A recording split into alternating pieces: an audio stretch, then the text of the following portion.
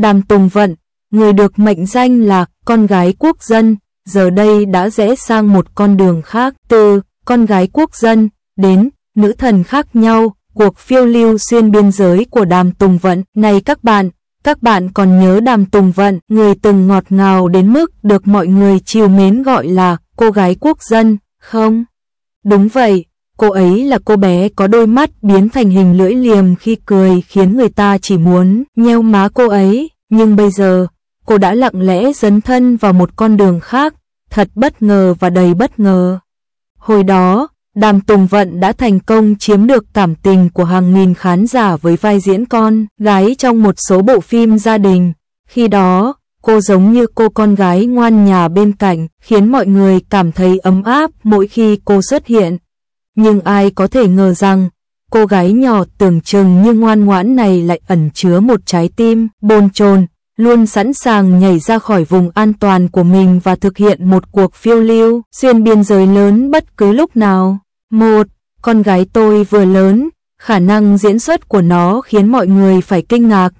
Tôi nhớ rằng khi Đàm Tùng Vận mới ra mắt, cô ấy vẫn còn là một cô gái trẻ. Trong Chân Hoàn Huyền, cô vào vai nhân vật trong sáng, ngây thơ khiến mọi người tỏa sáng ngay khi xuất hiện trên sân khấu. Khi đó, cô giống như một luồng gió mới trong phim, khiến mọi người không khỏi muốn được nhìn thấy cô nhiều hơn. Sau đó, cô lần lượt tham gia nhiều bộ phim gia đình và lần nào cô cũng có thể thể hiện trọn vẹn vai con gái. Khi đó, ai cũng nghĩ cô sẽ tiếp tục hành động như vậy và trở thành con gái chuyên nghiệp. Nhưng về phần Đàm Tùng Vận, cô ấy không làm theo thói quen. Khi mọi người nghĩ rằng cô ấy sẽ tiếp tục đóng những vai ngọt ngào, cô ấy thực sự bắt đầu thử sức với nhiều loại vai khác nhau.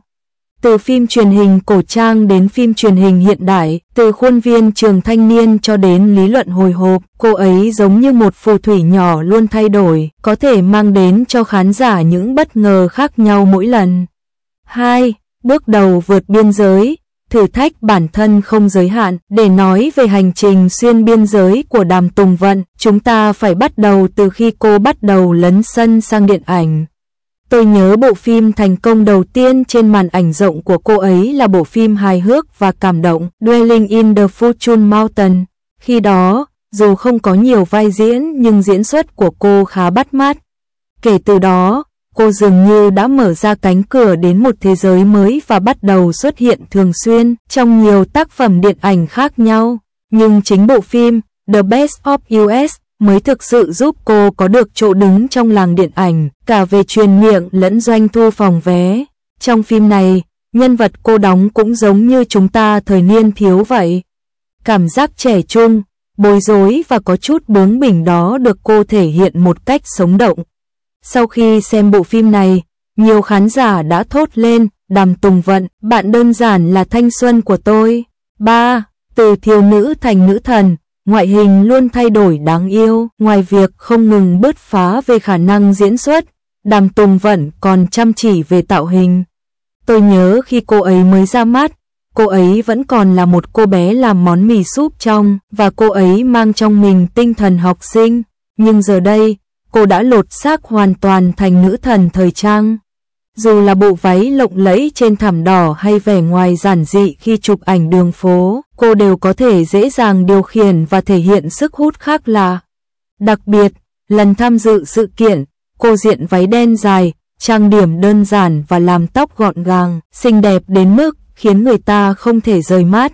Lúc đó, mọi người đều thốt lên, đây không phải là cô bé năm đó của tôi, cô ấy đơn giản là một nữ thần tràn đầy khí chất. 4. Không ngừng xuyên biên giới, thể hiện phong cách trên sân khấu tạp kỹ. Ngoài diễn xuất và thời trang, Đàm Tùng Vận còn lấn sân sang lĩnh vực chương trình tạp kỹ. Trong các chương trình tạp kỹ lớn, cô đã chiếm được tình cảm của nhiều khán giả nhờ lối diễn hài hước và tính cách thân thiện. Tôi nhớ rằng trong chương trình thực tế nổi tiếng đó, cô ấy đã chơi trò chơi và hoàn thành nhiệm vụ với các khách mời khác, lần nào cũng khiến mọi người bật cười.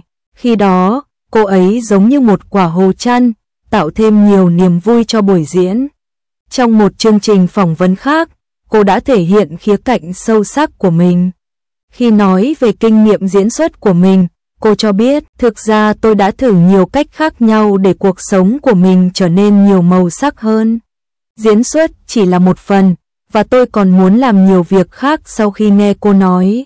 Nhiều khán giả rất ấn tượng với cô và cảm thấy cô không chỉ là một diễn viên xinh đẹp mà còn là một người chu đáo và theo đuổi.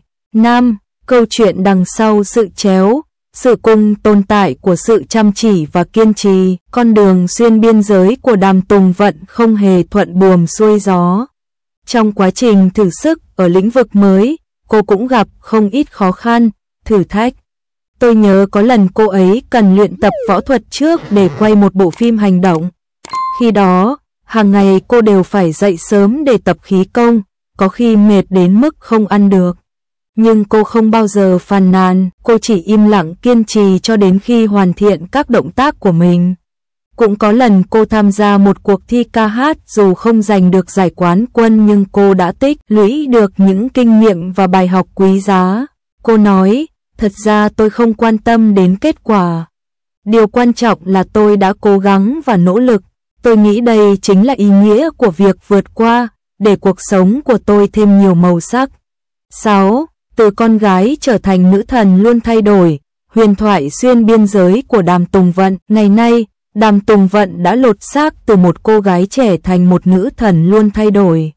Không chỉ đạt được những kết quả ấn tượng trong sự nghiệp diễn xuất, cô còn lấn sân sang nhiều lĩnh vực như thời trang, chương trình tạp kỹ, thể hiện tài năng và sức hút toàn diện của mình. Mỗi nỗ lực và mỗi bước đột phá cô thực hiện đều bắt mắt và đầy bất ngờ. Nhìn lại chặng đường xuyên biên giới của mình, không khó để nhận ra lý do khiến cô đạt được thành tích ấn tượng như vậy không thể tách rời sự chăm chỉ, kiên trì của cô. Cô ấy nói với chúng tôi bằng hành động thực tế của mình, chỉ cần bạn dám cố gắng và vượt qua chính mình, bạn có thể tạo nên cuộc sống tuyệt vời cho riêng mình. Các bạn ơi! Nếu các bạn cũng thích Đàm Tùng Vận thì chúng ta hãy cùng chờ đón những màn trình diễn thú vị hơn nữa của cô ấy trong tương lai nhé. Tôi tin rằng nữ thần luôn thay đổi này chắc chắn sẽ mang đến cho chúng ta nhiều bất ngờ và cảm động hơn.